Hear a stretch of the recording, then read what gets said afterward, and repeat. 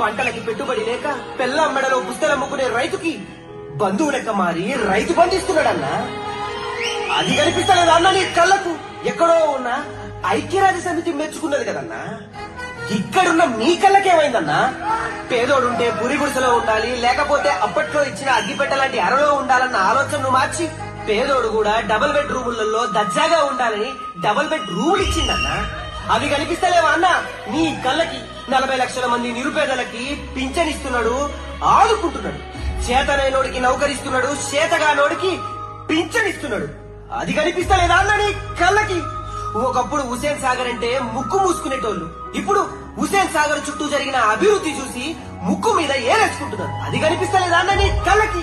ఒకప్పుడు మనోళ్ళు బతకనికి పక్క దేశానికి పెట్టోళ్ళు, ఇప్పుడు ఆ పక్క దేశపోలే మన దగ్గర పెట్టుబడులు పెట్టడానికి వస్తున్నారన్నా. అది కనిపిస్తలేదా అన్న నీ కళ్ళకి? ఒక్క హరితహారం